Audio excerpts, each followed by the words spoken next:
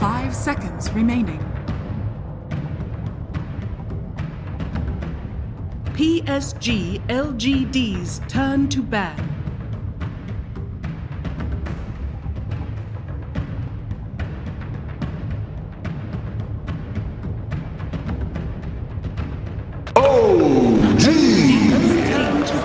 Grand Finals Game 5.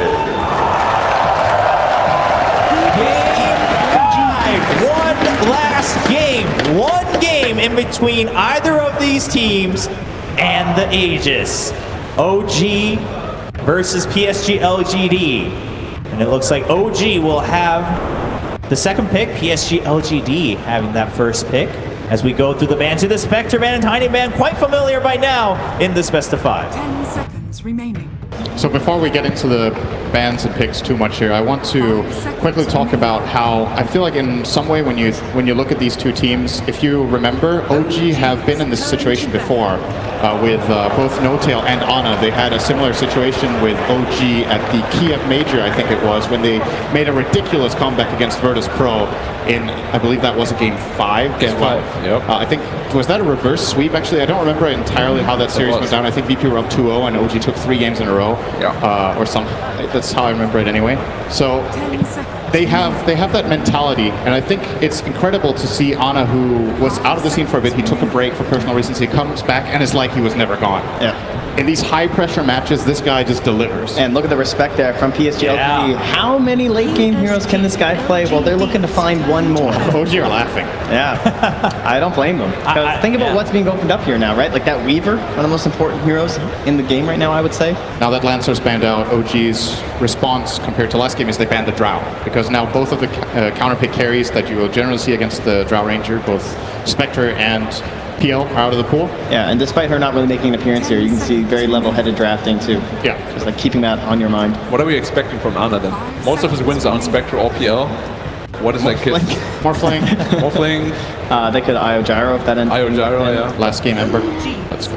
Last game. And finally, the people They're not getting IO Gyro though. I'm pretty convinced that LGD will grab the IO if it's in the pool. I think Ember is not the right hero for Ana in a 5th game in a grand final like this. He's usually the game closer, and Ember is more like the enabler for another hero to close out the game. So. Well, if the games keep going 60 minutes, Black, then Ember is a pretty good late game hero. Fair enough, fair enough. Pretty good. Yeah.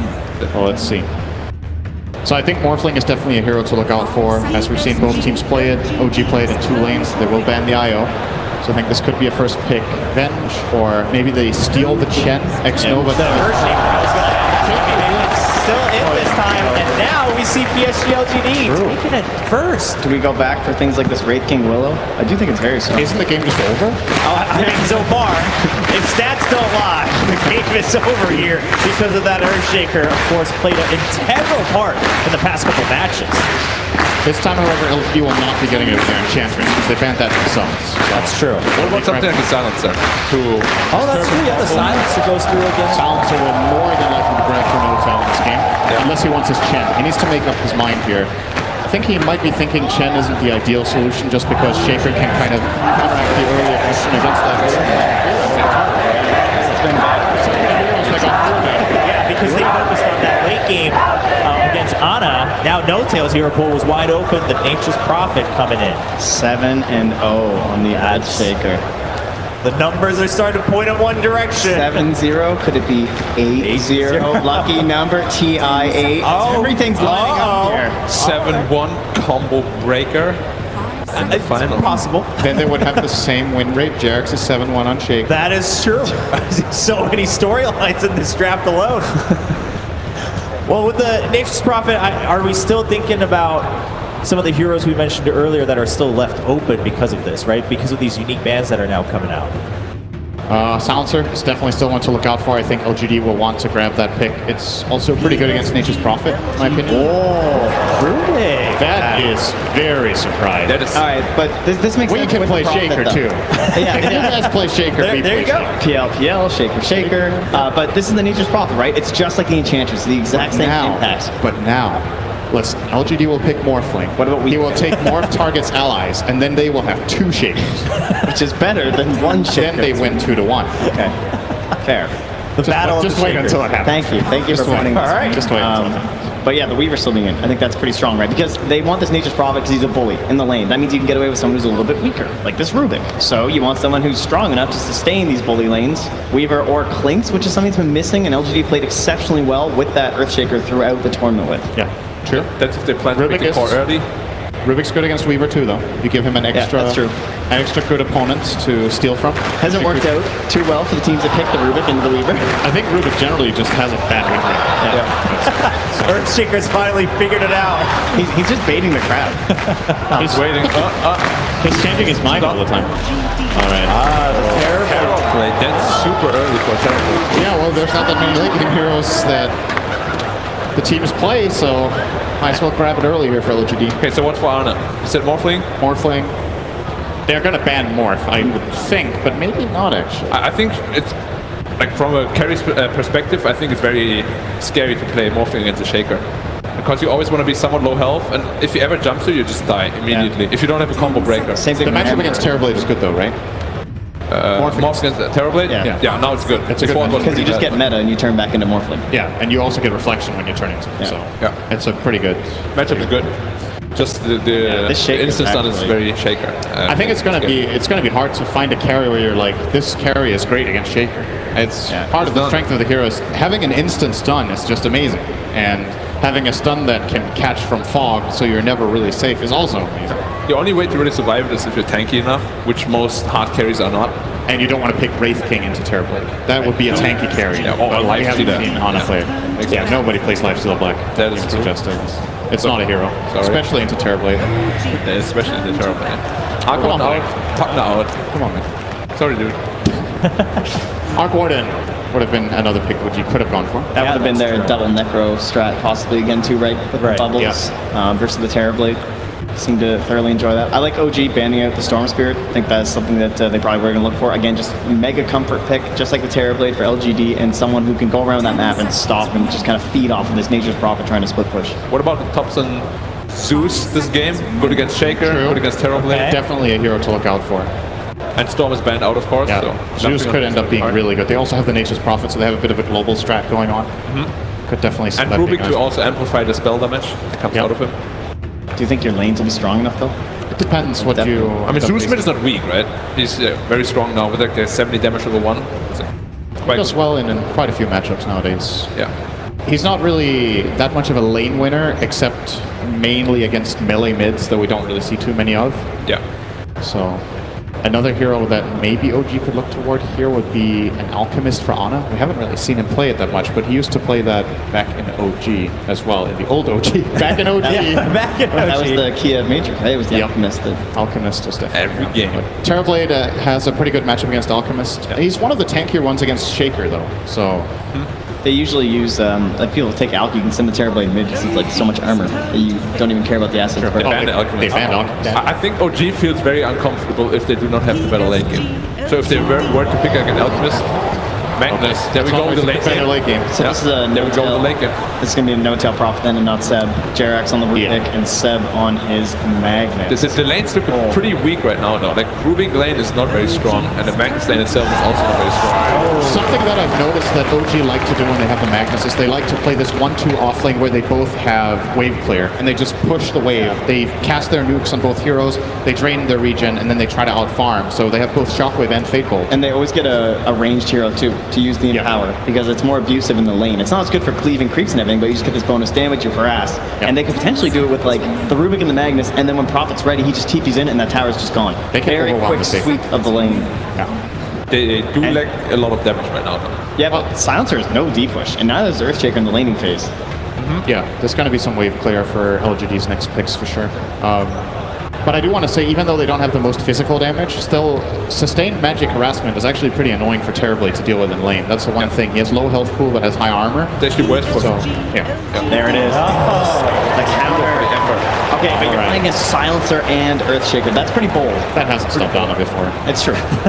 So it's Anna Amber confirmed It 100%. could be Thompson still, but I think Ana is just... He's better on the hero, so it depends on what they think is the greater good in the end when they look at all the possible lane matchups they could get. who's replacing him. So this is physical Ember for sure, right? Having a Magnus. Most more than likely. You can go a hybrid build. So what OG did a lot in the European qualifiers when they had Mag Ember was that Ember went to Maelstrom first, and then they had this really nice mix of damage where you're empowered, so you have a lot of physical damage. You get a 25 damage talent at level 10, and then you have the Maelstrom for faster wave clear and mixed damage type of fights. And then late game you can choose. You can go either direction when you go Maelstrom first. So definitely think that is a solid choice here. Yeah, man, I'm really happy we get to see an Ember Spirit in this last game from OG. I think this is the perfect hero to go out on, win or lose. I really hope they put it middle though. Personally, I feel Ember is very strong against Konka in the lane. Also, in the game, it's very hard to catch him. Like when we played the C qualifier, whenever we saw Konka, we immediately snatched an Ember to lane against it. Because he can't remove your flame guard at all, right? And it's very easy to actually kill him, and it's very hard for him to kill you. A lot of teams will put the Earthshaker mid versus the Ember, right? And trying to use that. And then That's probably not going to happen here in Game 5, I'm thinking, but... I mean, FY Shaker is pretty good. You don't want to give him... I think, I still have a feeling that if this is a Konka versus Ember matchup mid, the Konka is going to win. Because I think the SCA qualifier that you think back to was Konka in the same state that he is now with the damage on Tidebringer and denies. Yep. Yeah, he was just similar. Just like I have months a ago. hard time seeing Somnus losing this lane, but I'm ready to be blown away by this matchup. In my mind, Ember should not stand a chance against Konka until he gets a couple of levels up in terms of kill power. So we'll see. We'll see. Yeah, see who's right. And we'll find out where that Ember goes as well. LGD standpoint. OG having that last pick. PSG LGD looking to round out their composition. Off lane, Chalice hero. There's still Weaver. There's still Weaver. Oh yeah. Ember doesn't want to deal with the bug, really. What else is there? But then again, it's into the Rubik, so it still feels awkward. Beastmaster.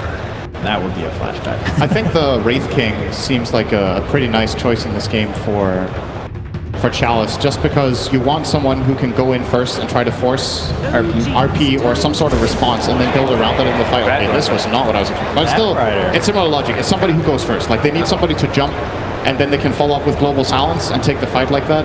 Either they get a quick kill or they force an RP in response and then they global, depending on how they look at it. This obviously gives OG the option to counterpick the bat in the lane. Jeez, they might even think about Jug, I guess. I mean, I know they just banned it. We're considering it. Would fit with like another push strat too, but... Yeah, he goes Battle Fury and kills it. Yeah, that's what Pastorell says. That's really good. Must be solid. Anna always played the Ember safe lane in qualifiers, right? Or did he play it mid too? I think every time it was mid, it was Thompson, and they did that once or twice, but Anna always played it in the safe lane as far as I can remember. But that's one thing about this matchup. This is a matchup that Ember hates in lane, so they're going to... well, there's the Zeus. All right. I think they OG back to qualifiers. Same strat. There you go. I thought you were flaming me. No. The number one strat of their qualifier run, Zeus, Ember, and Mag. These three heroes, they picked a lot, and they were dominant, so this would be exciting. Go back to what you know, and it's one game on the line. Ladies and gentlemen, this is going to be the final game of the grand final, and therefore the final game here at the International 2018. The draft is ready. Earthshaker is on PSG LGD's side, but we'll see how Destiny unfolds this time. I feel like Chalice is going to have such a good game. Exciting for sure. I mean, kind of unique conversations as well. Well, ladies and gentlemen, let's hear from both coaches this time as we get ready for the last game. All right, guys, so we figured we would take advantage of the fact that this is the final game. The players cannot hear what we are talking about out here, so we thought we would ask the coaches to tell us what they can about what we can expect from their teams. Tell us everything you got. Well, you should expect magic, because this is what we did so far, right?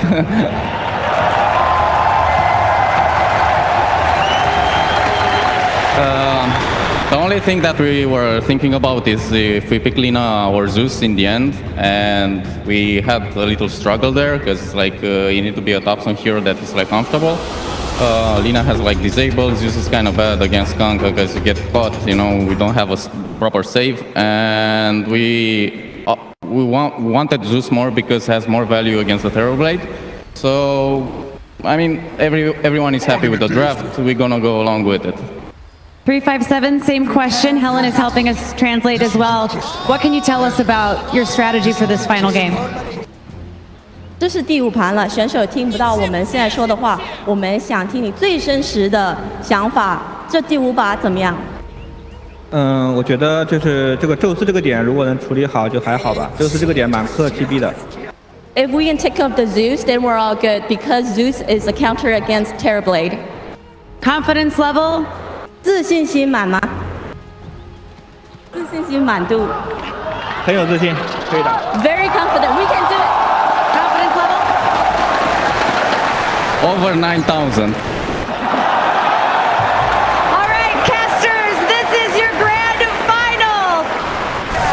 Thank you very much, KC. Here we go, ladies and gentlemen, boys and girls. Game 5 of the TIA Grand Finals between PSG LGD and OG. And it all starts right here. Boys, what do we reckon about this final draw from both teams that we're going to see in this Game 5? I'm still resetting. I'm still resetting, honestly. Oh man, Game 4. Whew, what a game. But here in this Game 5, yeah, we have the Zeus versus Terrorblade, first place Terrorblade. Not really vulnerable to that many picks, but as Professor was talking about, yeah, Zeus and Lina, one of the best. I don't think Thompson's Lina's been particularly fantastic, but his Zeus the other day was fantastic.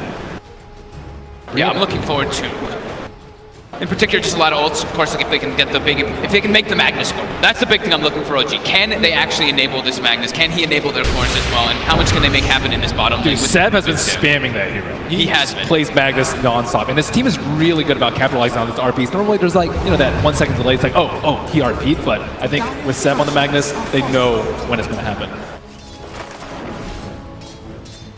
This game this top lane should be extremely difficult for OG.